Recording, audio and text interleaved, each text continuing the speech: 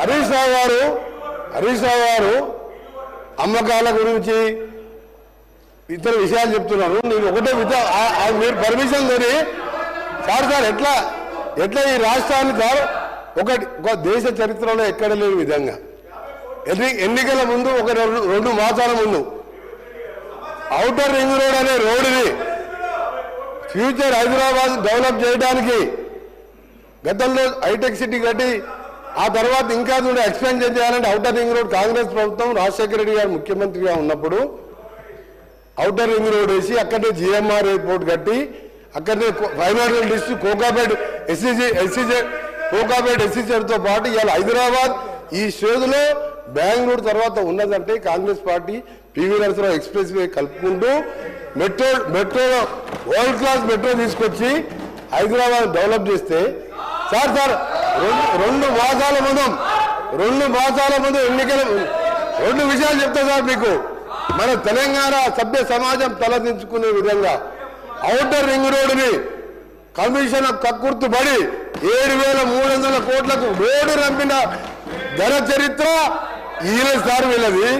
రెండవది sir excise ఎప్పటివరకు ఉంది sir. Excise shops restaurant ఇది ఇంకా 3 నెలల సమయం ఉంటే 3 నెలల ముందే అప్లికేషన్ తీసుకొని నిరుద్యోగుల దగ్గర 2,000 కోట్ల రూపాయల నాన్ రిఫండబుల్ పేరు మీద వసూలు చేసి షాపులు కేటాయించుకొని ఎన్నికల ముందు చేసిన కథలు. ఇక భూముల అమ్మకాలు కోకాపేట్ల యాక్షన్లు వీళ్ళ బిరామీలు 100 కోట్ల లెక్క పెట్టిన భూముల దగ్గర చరిత్ర మేము చెప్తాం. ఆ రిప్లై చెప్తాం. హరీష్ రావు గారు దేశంలో రాష్ట్రంలో మన దేశంలో కాదు ప్రపంచంలో ఎక్కడ కూడా మీ కట్టే రోడ్డు విలువ అధ్యక్ష ఆ కన్స్ట్రక్షన్ కాస్తే 6,500 కోట్లు రోడ్డు ల్యాండ్ ఎక్విజిషన్ కలితే కదా ఆ రోడ్డు విలువ 1,00,000 కోట్ల పైన ఉంటుంది అధ్యక్ష. రోడ్డు నమ్ముకుంటారు అధ్యక్ష ఎవరైనా ఈయన భూముల అమ్మకాల గురించి మాట్లాడుతున్నాడు. హరీష్ రావు గారు భూముల అమ్మకాలు మాట్లాడుతున్నారు. హరీష్ రావు గారు మొత్తం తెలియదు అధ్యక్ష. హరీష్ రావు ముందు పెట్టి మాట్లాడిపిస్తారు, వెనక నడిపించే 2-3 ఉన్నారు. హరీష్ రావు మొత్తం తెలియదు. దయచేసి మీ చరిత్ర తెలుసుకొని మాట్లాడండి. హరీష్ రావు గారు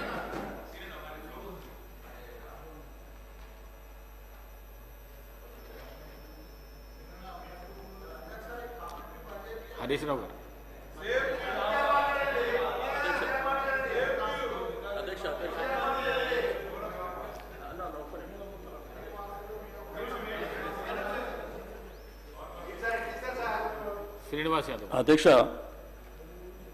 మీకు ధన్యవాదాలు తెలియజేస్తూ ఇప్పుడు మొన్న 2 డేస్ బ్యాకే 3 రోజుల క్రితమే చెప్పినాం అధ్యక్ష. ఇప్పుడు బడ్జెట్ మీద మాట్లాడాలనేటువంటి మీరు అవకాశం ఇచ్చారు అధ్యక్ష.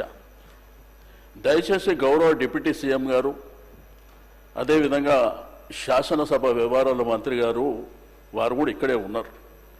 నేనేమంటా మొన్న కూడా చెప్పిన ఇట్లా ప్రతిసారి ఇంటరప్షన్ ఉండి మీరు మాట్లాడతాం మేము మాట్లాడతాం అనుకుంటూ పోతే అది పద్ధతిగా ఉండదని చెప్పి మీరు ఆల్రెడీ డిప్యూటీ సీఎం గారు రాసుకుంటారు, వారు రిప్లైలో చెప్తారు, మధ్యలో ఏదైనా లెజిస్లేటివ్ అఫైర్ మినిస్టర్ గారు ఉంటే మాట్లాడతారు. అనవసరంగా అక్కడి నుంచి మీరు ఇక్కడి నుంచి మేము ఇట్లా ప్రతిసారి ఇదే విధంగా వెళ్తే అధ్యక్ష సభ నడవడం ఇబ్బంది అవుతుంది అధ్యక్ష. దయచేసి మీరు అవకాశం ఇచ్చారు, మా హరీష్ రావు గారికి అవకాశం ఇచ్చారు, వారు కంప్లీట్ చేసిన తర్వాత మాట్లాడుకోమని చెప్పండి అధ్యక్ష. ప్రతిసారి ఇట్లయితే వాళ్ళకి ఇబ్బందే మాకు ఇబ్బంది అధ్యక్ష. ఇప్పుడు వాళ్ళు అడుగుతారు, మధ్యలో మేము అడుగుతాం. కాబట్టి దయచేసి మీకు రిక్వెస్ట్ చేసేది, దయచేసి మధ్యలో ఎవరికి అవకాశం ఇవ్వకుండా వారు కంప్లీట్ చేసిన తర్వాత మీరు మాట్లాడుకోండి. సార్ అధ్యక్ష, శ్రీనివాస్ యాదవ్ గారు నీతులు మాకు చెప్తా ఉన్నారు అధ్యక్ష. అటువైపు కూడా అందరికి చెప్తే బాగుంటుండే అధ్యక్ష. రెండవది, నేను దయచేసి హరీష్ రావు గారిని కోరుతా ఉన్నాను. Is a senior member, he held legislative affairs ministry, also finance minister. Slogans అనేది సరికాదు అధ్యక్ష. Let him put forward his view points. We are here and honourable deputy chief minister taking the notes. వాస్తవాలకు దగ్గరగా మాట్లాడండి అధ్యక్ష. మా సభ్యులు కూడా ఉన్నారు, మొత్తం యావత్ రాష్ట్ర ప్రజానీకం కూడా వింటా ఉన్నారు. ఈరోజు వాస్తవానికి దూరంగా మాట్లాడి స్లోగన్స్ ఇచ్చే కార్యక్రమం చేస్తే డెఫినెట్లీ సార్ అధ్యక్ష, ఇక్కడ కూడా ఉన్న మా కాంగ్రెస్ పార్టీ శాసనసభ్యులు ఎందుకు ఇంటారు అధ్యక్ష? ఎందుకు ఇంటారు అధ్యక్ష? ఇష్టారాజ్యంగా అడ్డగోలుగా సత్యదూరమైన మాటలు మాట్లాడితే కూర్చోమంటే ఎందుకుంటారు సార్? మీరు సత్యం మాట్లాడండి, వినడానికి ఆస్కారం ఉంటుంది. మీరు చెప్పేదంతా చెప్పుకుంటూ పోతా ఉన్నారు. దయచేసి అధ్యక్ష, ఇప్పటికే 35-40 నిమిషాలు మాట్లాడారు వారు. దయచేసి మొత్తం అన్ని సబ్జెక్ట్స్ అయిపోయినాయి అధ్యక్ష. వారిది సబ్జెక్ట్స్ అన్ని మాట్లాడినరు. మహిళల గురించి మాట్లాడినరు, సంక్షేమాన్ని గురించి మాట్లాడినరు, విద్యార్థుల గురించి మాట్లాడినరు, ఉన్న సబ్జెక్ట్స్ అన్ని మాట్లాడినరు, పరిశ్రమలకు సంబంధించి అన్ని సబ్జెక్ట్స్ మాట్లాడిన మళ్ళీ ఇంకేంది అధ్యక్ష? దయచేసి కంక్లూడ్ చేయమని కోరుతా ఉన్నాను అధ్యక్ష. ఏం అన్యాయం శ్రీధర్ అన్న ఇది. అధ్యక్ష, శ్రీధర్ బాబు గారిని గౌరవిస్తూ వారి మాటల్ని పాజిటివ్గానే తీసుకుంటున్నాం అధ్యక్ష. మా ప్రయత్నం ఏదన్నా ఉందంటే ప్రభుత్వం యొక్క దృష్టి ఆకర్షించాలి, గౌరవనీయులు బట్టి విక్రమార్క గారి దృష్టిని ఆకర్షిస్తే ఏదైనా కొత్త పేదలకు, దళితులకు, గిరిజనులకు లాభమవుతుందనే తాపత్రయం తప్ప మిమ్మల్ని ఏదో విమర్శిస్తే మాకేదో వస్తుందనేది ఏం లేదు అధ్యక్ష. అధ్యక్ష, ఇప్పుడు పోయిన బడ్జెట్లో ఎస్సీ ఎస్టీలకు ఇల్లు కట్టడానికి ₹1,00,000 ఎక్కువ ఇస్తామన్నారు. ఈ బడ్జెట్లో తీసేసిండ్రు. మా తన్లాట ఏంది? బట్టి గారి దృష్టిని ఆకర్షించడం ద్వారా ఈ రాష్ట్రంలో దళిత గిరిజనులకు ఇండ్లు కట్టుకోవడానికి 6 లక్షలు రావాలనే తన్లాట తప్ప ఇంట్లో ఏమైనా విమర్శ ఉందా అధ్యక్ష? అర్థం చేసుకోవాలి. కానీ అధ్యక్ష, ఈ రాష్ట్రంలో ఇలా ఆర్థిక మాంద్యం వచ్చిందని ముఖ్యమంత్రి గారు సెలవిచ్చారు. ప్రపంచమంతా ఆర్థిక మాంద్యం ఉంది, దేశమంతా ఆర్థిక మాంద్యం ఉంది, మన రాష్ట్రంలో కూడా ఆర్థిక మాంద్యం వచ్చిందని గౌరవ ముఖ్యమంత్రి గారు ఈ మధ్య మాట్లాడుతూ ఉన్నారు అధ్యక్ష. అధ్యక్ష,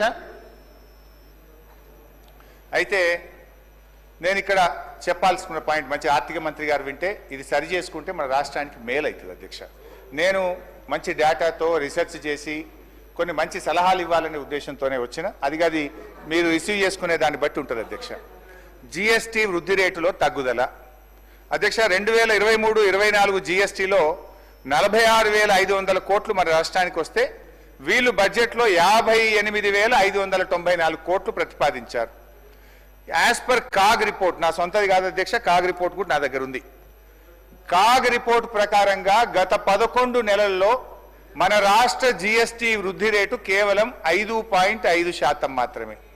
మీరు పెట్టుకున్నదేమో 20%. కాగ్ రిపోర్ట్ ప్రకారంగా జిఎస్టీ వృద్ధి రేటు 5.5%. అంటే దీన్ని బట్టి ఏమర్థమవుతుంది అధ్యక్ష?